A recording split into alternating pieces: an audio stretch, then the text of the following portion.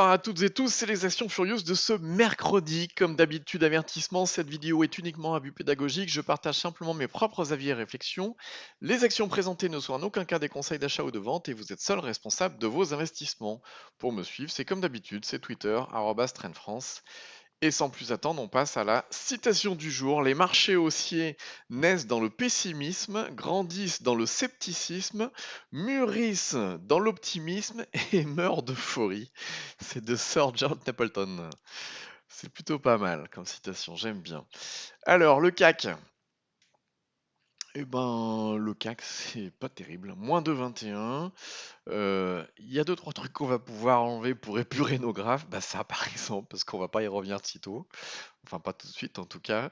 La zone qu'on surveillait ici, on est tellement descendu. Pour l'instant, on va arrêter de la surveiller. Et puis, ben, on a toujours cette oblique au-dessus de la tête.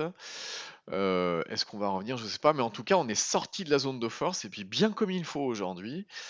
En semaine, on n'est bien évidemment pas en zone de force.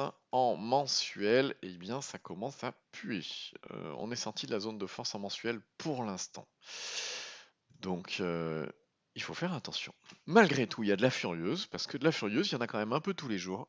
Je suis sûr que vous devez rigoler de temps en temps en vous disant, mais qu'est-ce qui va nous trouver comme furieuse avec une journée pourrie comme ça? Eh ben, vous savez quoi? Les furieuses que j'ai trouvées, eh ben, c'est les mêmes que d'habitude, parce qu'on suit toujours les mêmes, parce qu'elles sont bullish de chez bullish. Allez, on a Française d'énergie qui prend quand même 2,20, hein, alors que le CAC perd 2,21, donc c'est plutôt pas mal. Il y a du volume.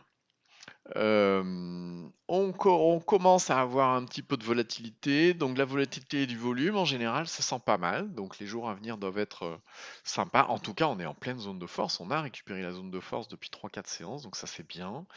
On a également Galapagos qui prend un 20 et qui continue inlassablement depuis la cassure de la zone qu'on surveillait, hein, avec l'oblique baissière qu'on a là, etc.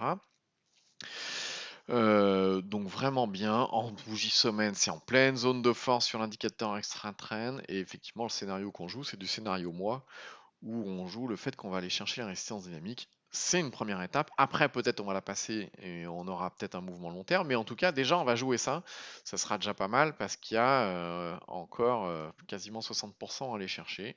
Je ne sais pas si ça ira jusque-là, mais en tout cas, le mouvement, il est entamé. Donc maintenant, le mouvement est entamé, les volumes, on voit qu'ils sont croissants, ça commence à être pas mal. On a également Greenvolt, vous voyez, on voit toujours les mêmes, hein.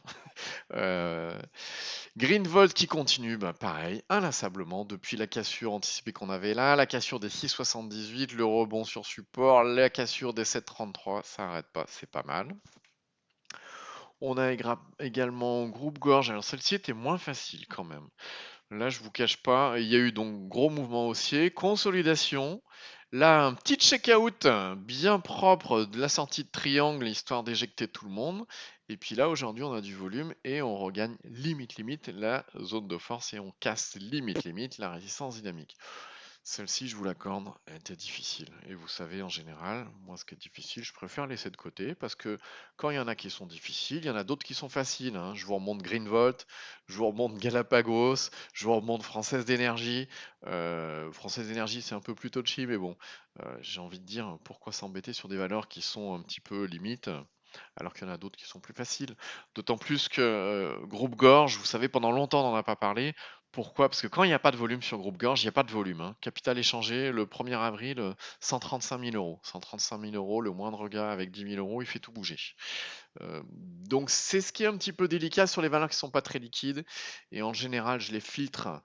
Tout ce qui est en dessous de 500 000 euros de transactions journaliers, je ne le sors pas. Alors là, effectivement, aujourd'hui, on est à 1,3 million, mais les jours d'avant, c'était pas terrible.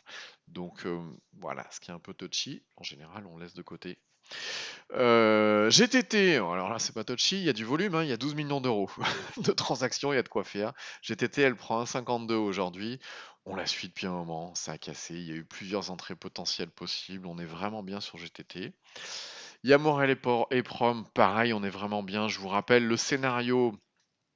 Alors ici, on essayait d'anticiper. Effectivement, le fait d'aller venir, vous voyez le scénario que j'indiquais tout à l'heure, aller venir chercher la résistance dynamique, là c'était le cas, on suivait le mouvement. Et puis au moment de casser la résistance dynamique, on regarde ce qui se passe. Si ça passe, on est bien. Et si c'est un échec, eh ben, on prend nos plus-values tout simplement, hein. Donc là, morale et preuve, voilà, ça fait 2-3 mois, ça bouge pas mal, hein. Si on se met en semaine, regardez les volumes. Il y a des volumes de dingue. Alors attention malgré tout, parce qu'on approche du climax. Les climax run, c'est vraiment grosse volatilité, gros volume. Très souvent, ça peut indiquer une fin de tendance, un retournement de tendance. Donc, faut rester sur ses gardes et prendre des profits réguliers, etc. Au cas où. Et puis, bah, garder une partie au cas où ça continue de manière totalement folle, hein. Euh, Ensuite, qu'est-ce qu'on a? On a Nacon. Bien Nacon. Ça fait un petit moment qu'on l'avait pas regardé parce que ça consolidait, hein. Il y a eu ce gros mouvement là, bien sympa. Il y avait une zone de support et puis depuis on a cassé résistance dynamique et puis il y a eu un gros mouvement bien sympa.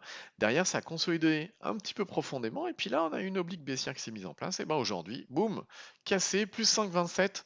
Alors attention malgré tout, parce que les 5,27 c'est à la clôture. Il y a peut-être eu une news, j'ai pas eu le temps de regarder ou quoi que ce soit, mais à 17h25, il y a eu 170 000 d'échangés, alors qu'il n'y a pas eu grand-chose dans la journée.